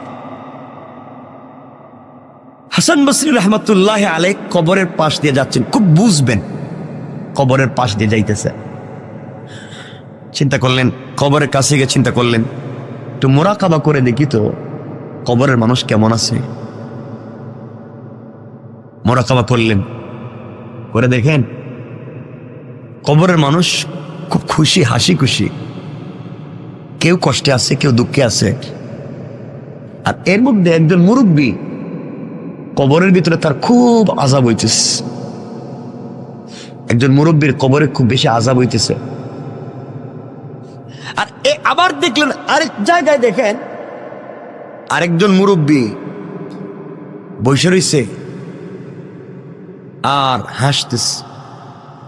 তিনি কিছু দুরূদ পড়লেন, তিনি কিছু দোয়া করলেন, এই সওয়াবগুলো আল্লাহ তাআলা কবরে পৌঁছাইয়া দিলেন। সুবহানাল্লাহ পড়েন না? তিনি তাকাইয়া দেখেন কবরের সকল মানুষ লাইন ধরে এসে এই সওয়াবগুলা নিয়ে যায়। এক মুরব্বী বসে রইছে কর্নারে, ও আয় না, উঠে না। হাসান বসরি বলেন, মোরাকাবায় তাকে জিজ্ঞেস করলাম, বাবা কবরের মানুষ কি বিপদে আছে? আমি সূরা ফাতিহা তিলাওয়াত করলাম, সূরা ইখলাস পড়লাম, এর সওয়াবটুকুন কবরে পৌঁছাইলাম, সব মানুষ এসে নিয়ে যায়, তুমি দিকে আসতেছো না, ঘটনা কি? কয় আমার দরকার নাই। দরকার নাই কেন? কয় আমার একটা ছেলে আছে, অমুক বাজারে দোকানদারি করে, ওই ছেলে প্রতিদিন আমার জন্য কোরআন তিলাওয়াত করে সওয়াব আমার কবরে পৌঁছাইয়া দেয়। আমি আমার সন্তানের উপরে খুশি, সন্তান সারাদিন বাজারে দোকানদারি করে, ফাঁকে ফাঁকে সময় পাইলেই আমার জন্য তিলাওয়াত করে সওয়াব পাঠায়। এই জন্য আমার তাড়াহুড়া নাই, আমি একটা ছেলে রেখে আসছি দুনিয়ায়, খুব ভালো। ওই ছেলেটা আমি বাপরে বইলা যায় নাই, এই জন্য সন্তানরে ভালো মানুষ বানাইছিলাম। কবরে আসার পরে সন্তান আমার জন্য দোয়া দুরুদ পড়ে আমার জন্য আমল পাঠায়। আর আমরা এমন সন্তান রাইখা যাই, বাপ মারা যাওয়ার আগেই এর মাইরে ফেলায়। কথা বলেন না কেন?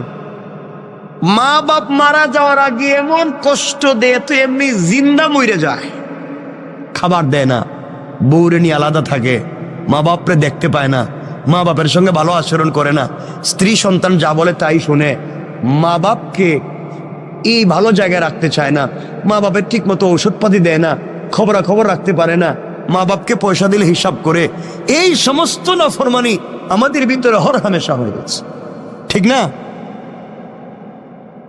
হাসান বসরি বলেন, আমি মোরাকাবা শেষ করব, একজন মুরব্বী খুব কামতেছেন, আযাব হইতেছে। আমি জিজ্ঞেস করলাম কারণ কি? মুরব্বী বলছেন, বাবা আমার একটা মেয়ে আছে। কি আছে? খুব দুশ্চরিত্রা, খারাপ খারাপ কাজ করে বেড়ায়, আর ও যত গুনার কাজ করে, ওর গুনার কাজের ভাগ আমার কবরে আসে, আমি পাই। কারণ মেয়েটারে ভালো বানাইতে পারি নাই, যেন বাপ হিসাবে আমি মেয়েরে কেন ভালো বানাইতে পারলাম না? ওই মেয়ে খারাপ কাজ করলে আমার কাছে গুনাহ চলে আসে। আর ওই বেচারা বলতেছে, আমার ছেলে দুনিয়া তেলাওয়াত করে আমার কাছে সওয়াব চলে আসে। অর্থাৎ সন্তানকে যদি ভালো মানুষ বানাইয়া যেতে পারেন, সন্তান ভালো কাজ করলে তারও একটা অংশ পাবেন, সন্তান খারাপ কাজ করলে তারও একটা। তিনি বললেন, বাবা আমার মেয়েটা অমুক গ্রামে থাকে, তুমি যদি পাও আমার মেয়েটার একটু বইল আমার জন্য, আমি বাপের জন্য যেন একটু ইসালে সোয়াব করে কোনো একটা কিছু করে, আমার কষ্ট আর সহ্য হয় না, কেন মেয়েটা খারাপ কাজ ছাড়ে না। আল্লাহর ওলি হাসান বসরি রহমতুল্লাহ আলাই চলতে লাগলেন, ওই বাজারে পৌঁছে গেলেন যেই বাজারে মুরব্বী বলছিল তার সন্তান কোরআন তেলাওয়াত করে। সত্যি দূর থেকে দেখেন তার দোকানে ভিড় লেগে আছে, মানুষ, কাস্টমারের অভাব নাই। কিন্তু আল্লাহর গোলাম কাস্টমারের সঙ্গে কথাও বলে ঠোঁট নাড়ায়া আল্লাহর কালাম তিলাওয়াত করে যায়। ওই যুবকের কপালে চুম্বন দিয়া বললেন, যুবক রে, তোমার মতো সৌভাগ্যবান যুবক আর কয়জন আছে যার বাবা কবরে গিয়াও সন্তানের জন্য দোয়া করে, সন্তানের জন্য ভালো চায়।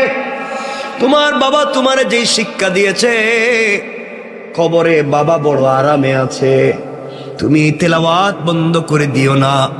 আমার বন্ধুগণ, যুবকের কাছ থেকে বিদায় নিয়া আল্লাহর গোলাম হাঁটতে লাগলেন ওই মেয়ের বাড়ির দিকে। ওই মেয়ের বাড়ির কাছাকাছি পৌঁছে গেলেন, মানুষরা খবর দিলেন অমুক নামে কি এলাকায় কোনো মুরব্বী ছিলেন। সবাই বলছে এই যে পাশে যেই বাড়ি দেখা যায়, এই বাড়িটাই হচ্ছে মুরব্বীর বাড়ি। আল্লাহর ওলি হাসান আল বসরি রহমতুল্লাহ আলাই আস্তে আস্তে করে মুরব্বীর বাড়ির কাছে পৌঁছে গেলেন। গিয়া দেখেন বাড়ির ঘরের ভিতরে কেউ নাই, একটা যুবতী মেয়ে পুকুরের মধ্যে অথবা একটা হাউজের মধ্যে এসে গোসল করে। হাসান আল বসরি ডাক দিয়া বলছেন, মা, অমুক কি তোমার বাবা হয়? কয়, আমার বাবা, তিনি মরে গেছেন না বেঁচে আছেন? অনেক দিন আগে তিনি মরে গিয়েছেন। মারে, আমি হাসান আল বসরি বলছি, মোরাকাবা করে দেখছি তোমার বাপের বড় কষ্ট হয়, বড় আযাব হয়, কবরের ভিতরে তোমার বাবা বড় কষ্টে আছে। তুমি কি চাও না তোমার বাবার জন্য কিছু উপকার করতে চাও না? তোমার বাবার জন্য কিছু একটা দোয়া করো, অথবা সম্মিলিতভাবে মানুষকে দিয়া দোয়া করাও, তোমার বাবার কোনো কল্যাণ করো, বাপ তো বড় কষ্টে আছে। মেয়েটা বাপের কষ্ট শুনবার পরেও অট্ট হাসি দেয়, টিটকারি করে। এই কথা বলে বলছে, আমি আবার কেমনে বাপের উপকার করব? আমার দ্বারা হবে না। ওই বাপরে আমি কেমনে করব? আমার জীবন, আমার যৌবন, আমি যেভাবে মন চায় সেভাবে চলবো, আমি কেন তার জন্য উপকার করতে যাব? ও হাসান আল বসরি, আপনি বলেছেন আমি যেন গুনাহ ছেড়ে দেই, আমি কিসের গুনাহ করি? আমি তো জীবনটাকে এনজয় করি। আপনার আবার কি আসে যায়? আমার বাবারই বা কি হয়? জীবনটা তো আমার যা মন চায় তা করব। মনে রাখবেন, একজন নারী যদি জাহান্নামে যায়, 4 পুরুষের নিয়ে জাহান্নামে যাবে। আবারও বলছি, একজন নারী যদি জাহান্নামে যায়, 4 জন পুরুষের নিয়ে জাহান্নামে যাবে। নারী যদি জাহান্নামে যায়, তার বাপরে নিয়ে যাবে। নারী যদি জাহান্নামে যায়, তার স্বামীরে নিয়ে যাবে। নারী যদি জাহান্নামে যায়, তার ভাইরে নিয়ে যাবে। নারী যদি জাহান্নামে যায়, তার সন্তানরে নিয়ে যাবে। কেন সন্তান তাকে ভালো পথে রাখলো না? কেন ভাই তাকে ভালো পথে রাখলো না? কেন স্বামী তাকে ভালো পথে রাখলো না? কেন বাবা তাকে ভালো পথে রাখলো না? এই জন্য এক নারী জাহান্নামে গেলে 4 পুরুষ জাহান্নামের জন্য প্রস্তুত হও। আল্লাহ রাব্বুল ইজ্জত ওয়াল জালালের ওলি হাসান আল বসরি যখন মেয়েটাকে বললেন, মেয়ের কাছ থেকে ভালো উত্তর পেলেন না। এক পর্যায়ে মেয়েটা টিটকারি করে ওই পুকুরের ভিতর থেকে পানি দিয়া হাসান আল বসরির উপরে ফিকে মারছে। হাসান আল বসরির মুখের উপরে পানি মারছে। কয়, নেন, আপনি পানি নিয়ে যান, এই পানি দিলাম, যান, আপনি আমার বাবার জন্য কি উপকার করতে পারি? আমি আমার বাপের জন্য কোনো উপকার করতে পারবো না, এই বলে পানি মারছে। হাসান আল বসরি বড় কষ্ট পেলেন। কিছুদিন পরে আবার মুরাকাবা করলেন। ওই কবরের পাশ দিয়ে যাওয়ার সময় আবার তিনি মুরাকাবা করলেন। করে দেখেন, যেই বেচারা এতদিন ওই কবরের কর্নারে বসে থাকতো, গুরুস্থানের আসতো না, সোয়াবের জন্য আসতো না, আজ দেখা যায় সবার লাইনের আগে, সবার আগে আইসা দাঁড়াইয়া গেছে। হাসান আল বসরি যা তিলাওয়াত করছেন, তার সোয়াবটুকুন কবরে বক্সাইয়া দিলেন। ওই আল্লাহর গোলাম নেওয়ার জন্য দাঁড়াইয়া আছে। তিনি বললেন, বাবা, ওই দিন না আপনি সবার পিছনে ছিলেন, বসা ছিলেন, আসলেন না, আজ কেন আপনি সবার আগে আগে আসলেন?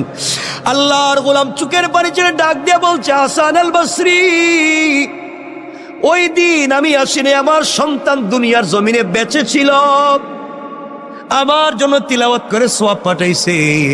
গত কয়েকদিন আগে আমার সন্তানটাও মরে গেছে, এখন কেউ আর আমার জন্য তিলাওয়াত করে সওয়াব পাঠায় না।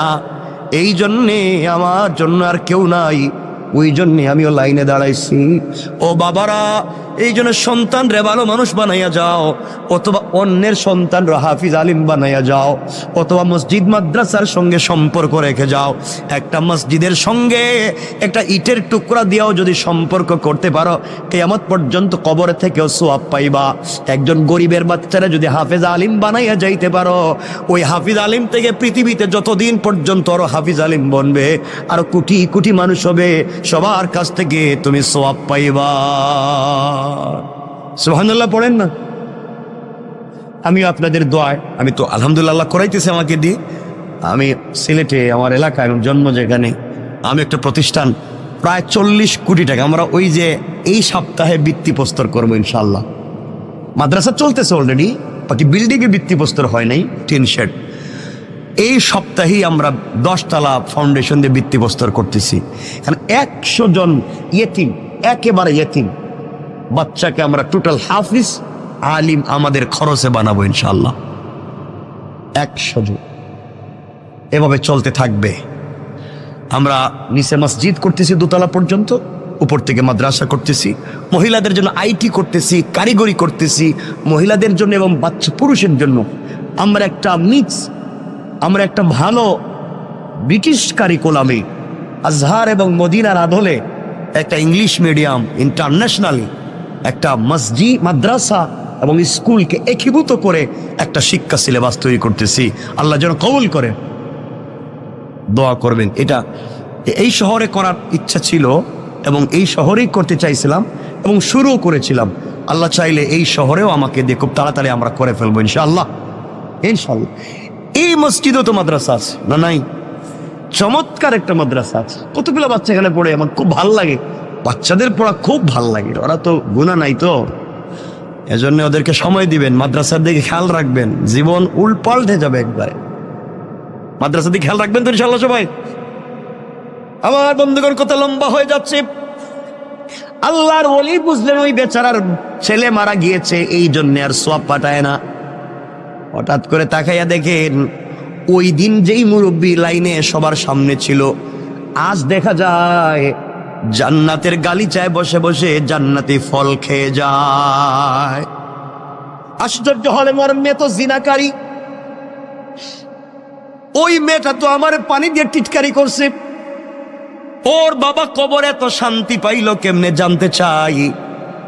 জিজ্ঞাসা করে, বাবা তুমি আজকে কবরে এত শান্তি কেমনে? তোমার মেয়েরে তো বলছিলাম। আপনি আমার মেয়েরে বলছিলেন, আমার মেয়ে আমার জন্য এত বড় ভালো কাজ করছে, ওই ভালো কাজের উসিলায় আল্লাহ আমাকে মাফ করে জান্নাত দিয়ে দিয়েছে। আল্লাহর ওলি বলেন, না না, তোমার মেয়ে কোনো ভালো কাজ করে নাই। কই, আমি বলার পরে আমার এনে টিটকারি করছে। তোমার মেয়েটাকে তো কোনো ভালো কাজ করতে দেখলাম না, তো জিনাকারিনী। আল্লাহর ওলি মুরাকাবায় গিয়ে দেখেন, ওই মেয়েটা টিটকারি করে, মস্কারা করে, এক হাতের মধ্যে পানি নিয়া, এক মুষ্টির মধ্যে পানি নিয়া হযরতে হাসান বসরির উপরে যে মারছিল, ওই পানিটা জমিনে পড়ছে। জমিনে ফাঁকা ছিল, ফাঁকার মধ্যে অনেক দিন থেকে একটা ব্যাঙ হা করে আসমানের দিকে তাকাইয়া বলছে, আল্লাহ তুমি কি বৃষ্টি দিবা না? তুমি কি আমারে পানি পান করাইবা না? আমি যে মরে যাই, কোন দিন মরি কেউ খবর রাখবে না। আল্লাহ তুমি কি আমাকে একটু পানি পান করাইয়া তো মারবা? ওই সময় ওই বেজে হাসান বসরির উপরে পানি মারছে, ওই পানিটা গিয়া ব্যাঙের মুখের মধ্যে পড়ছে। আল্লাহু আকবার, জোরে বলেন না। ব্যাঙ ওই পানি পান করে চিৎকার করে বলছে, আল্লাহ যে আমারে পানি পান করাইয়া বাঁচাইলো, তার কেউ যদি কবরে থাকে, আল্লাহ এর ওসিলায় তারে মাফ করে জান্নাত দিয়া দাও। আল্লাহ ওই দুয়ারে কবুল করছে, এই জন্য আল্লাহ আমার মাফ করে দিয়া জান্নাত দিয়ে দিয়েছে। পড়েন সুবহানাল্লাহ। অনেক কথা হয়ে গেছে আজকে, আর কথাকে লম্বা করতে চাই না। আমার জন্য দোয়া আছে, আপনাদের জন্য দিল থেকে দোয়া থাকবে। আল্লাহ তাআলা আমাদের সবাইকে কবুল করুক। আজকে কোথায়, আমি তো চাইছিলাম তাফসির করতে, আজকে আমার মন চাইছিল, আমি রেডিও করছিলাম